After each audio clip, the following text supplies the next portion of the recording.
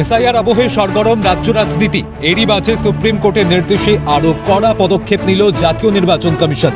রাজ্যের মুখ্য সচিব নন্দিনী চক্রবর্তী ও ডিজি রাজীব কুমার এবং কলকাতা পুলিশ কমিশনার মনোজ বর্মাকে চিঠি দিল কমিশন। নির্দেশিকায় স্পষ্টই জানানো হয়েছে, সাধারণ মানুষের সুবিধার্থে গ্রাম পঞ্চায়েত ভবন প্রতিটি মহকুমা ও ব্লক অফিসের পাশাপাশি শহরাঞ্চলের ওয়ার্ড অফিসে করতে হবে শুনানি। তার জন্য রাজ্য সরকারকে পর্যাপ্ত জনবহুল ও নিরাপত্তা ব্যবস্থা গ্রহণ করতে হবে। একই সঙ্গে প্রতিটি জেলার জেলাশাসক ও জেলা নির্বাচনী আধিকারিক ও পুলিশ সুপারদের পর্যাপ্ত পরিমাণে পুলিশ ও প্রশাসনিক কর্মী মোতায়েন করতে হবে। চিঠিতে স্পষ্টতই বলা হয়েছে, এই নির্দেশ অমান্য হলে বা আইন শৃঙ্খলার অবনতি হলে সংশ্লিষ্ট কর্তৃপক্ষের বিরুদ্ধে কঠোর ব্যবস্থা গ্রহণ করা হবে। নির্বাচন কমিশনের উচিত অত্যন্ত কঠোরতার সঙ্গে এই সমস্ত নিয়ম পশ্চিমবঙ্গে লাগু করা, মন্তব্য কেন্দ্রীয় শিক্ষা প্রতিমন্ত্রী সুকান্ত মজুমদারের।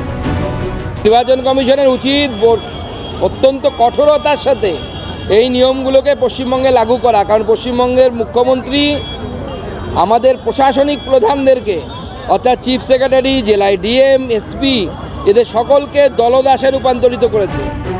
পাশাপাশি বারুইপুর পূর্বের ইআরও এবং এইআরও দেবোত্তম দত্ত চৌধুরী ও তথাগত মণ্ডল এবং ময়না বিধানসভা কেন্দ্রে ওই দুই দায়িত্বে থাকা বিপ্লব সরকার ও সুদীপ্ত দাস, এই চার আধিকারিকের বিরুদ্ধে কি পদক্ষেপ করা হয়েছে আগামী 72 ঘন্টার মধ্যে রাজ্যের মুখ্য সচিবের কাছে জানতে চাইল নির্বাচন কমিশন। এমনকি কোন দপ্তর নির্দেশ কার্যকর করেনি সেই বিষয়ে রিপোর্ট দিতে বলেছে কমিশন। আগামী 24শে জানুয়ারি বিকেল 5টার মধ্যে ওই রিপোর্ট দিতে বলা হয়েছে। উল্লেখ্য, বেআইনিভাবে ভোটার তালিকায় নাম তোলার অভিযোগে এদের বিরুদ্ধে এফআইআর এর নির্দেশ দিয়েছিল কমিশন। এরপর 20 দিন কেটে গেলেও কোনো পদক্ষেপ নেওয়া হয়নি। বিষয়টিকে লঘু করে দেখার আবেদন জানিয়ে দিল্লিতে চিঠি পাঠানো হয় রাজ্যের তরফে। তারপরেও সিদ্ধান্তে অনড় কমিশন। এই প্রেক্ষাপটে দাঁড়িয়ে কমিশনের ভূমিকায় ক্ষোভ প্রকাশ করে তৃণমূল নেতা বৈশ্বনাথ চট্টোপাধ্যায়ের কটাক্ষ, বিজেপির শাখা সংগঠন হিসাবে কাজ করছে ইলেকশন কমিশন। নির্বাচন কমিশনের জন্য বাংলায় মানুষ নখে নল ঢুকিয়ে তাদেরকে যেতে হচ্ছে হিয়ারিং এ, অক্সিজেন সিলিন্ডার নিয়ে যেতে হচ্ছে হিয়ারিং এ, স্ট্রেচারে করে নিয়ে যেতে হচ্ছে তাদেরকে হিয়ারিং এর জন্য। তারপর তারা যদি বড় বড় কথা বলেন, ওদের কথা বলা মানায়? আপনারা বলুন। এটা সুপ্রিম কোর্ট বলার পরে ওরা তালিকা আগে তো পুরোটাই লোকাতে চাইছে।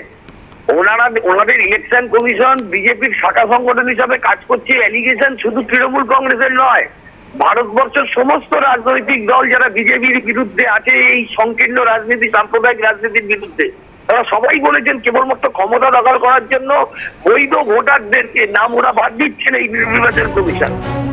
বলা বাহুল্য, এসআইআর এর নামে হয়রানি, লজিক্যাল ডিসক্রিপেন্সির নামে যে হেনস্থার অভিযোগ উঠেছে তাতেই কার্যত কড়া সুপ্রিম কোর্ট। বড় সড় ধাক্কা খেয়েছে নির্বাচন কমিশন। সুপ্রিম নির্দেশ পালনে রাজ্যের কোর্টে বল ঠেলল কমিশন। এরপর কমিশন রাজ্যের সংঘাত কি আরও বাড়বে? কর্মী সংখ্যা বাড়ানোর প্রস্তাব করে রাজ্যকে পাল্টা চাপ। আইন শৃঙ্খলা পরিস্থিতি নিয়েও রাজ্যকে বার্তা। 4 আধিকারিকের বিরুদ্ধে পদক্ষেপ নিতে চাপ। এখন জল কোন দিকে গড়ায় সেটাই দেখার। খালিদ জামাল ও অভিরূপা হাজরার রিপোর্ট, ক্যালকাটা নিউজ।